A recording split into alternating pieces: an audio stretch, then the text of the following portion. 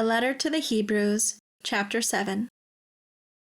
For this Melchizedek, king of Salem, priest of the Most High God, met Abraham as he was returned from the slaughter of the kings and blessed him. And Abraham gave him a tenth of all the spoil. He is first of all, by translation of his name, King of Righteousness. And then he is also King of Salem, which means King of Peace. Without any record of father or mother, nor ancestral line, without any record of beginning of days, birth, or ending of life, death, but having been made like the Son of God, he remains a priest, without interruption, and without successor.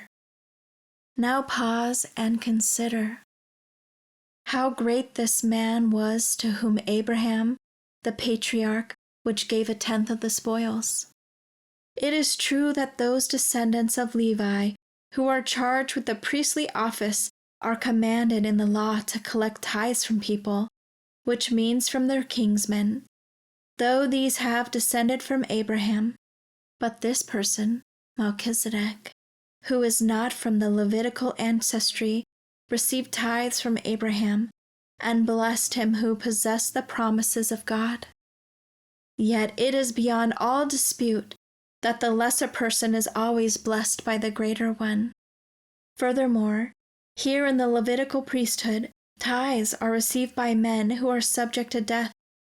But in that case, concerning Melchizedek, they are received by one whom it is testified that he lives on perpetually.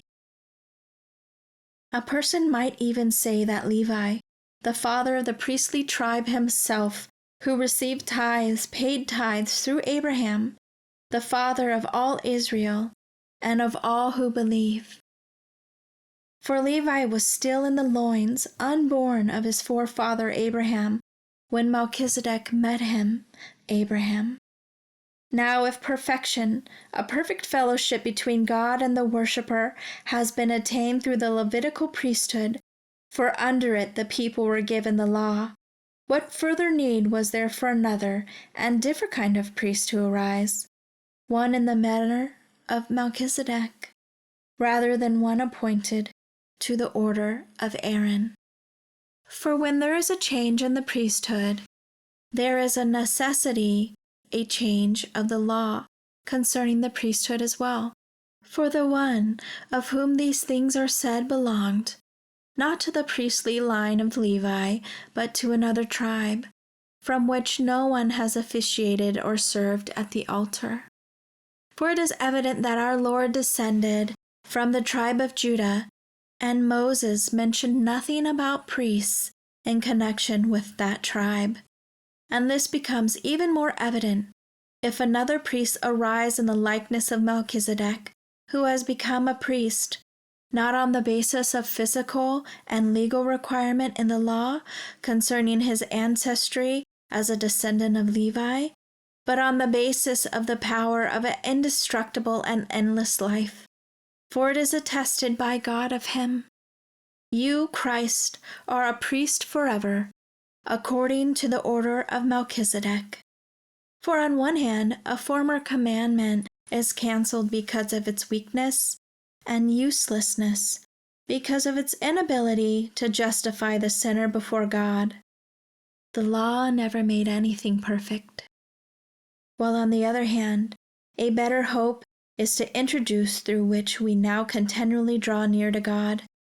And indeed it was not without the taking of an oath that Christ was made priest. For those Levites who formerly became priests received their office without it being confirmed by the taking of an oath. But this one was designated with an oath through the one who said to him, "The Lord has sworn, and will not change his mind or regret it. You, Christ, are a priest forever." And so, because of the oath's greater strength and force, Jesus has become the certain guarantee of a better covenant, a more excellent and more advantageous agreement, one that will never be replaced or annulled. The former successive line of priests on one hand existed in greater numbers, because they were each prevented by death from continuing perpetually in office. But on the other hand, Jesus holds his priesthood permanently and without change because he lives on forever. Therefore, he is able to save forever, completely, perfectly, for eternity, those who come to God through him, since he always leaves to intercede and intervene on their behalf with God.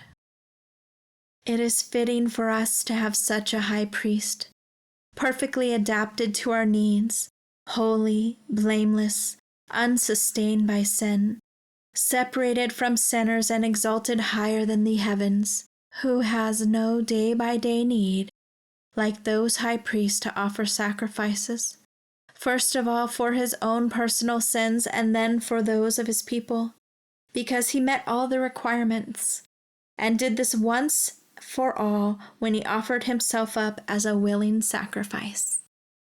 For the law appoints men as high as priests who are weak, frail, sinful, dying men.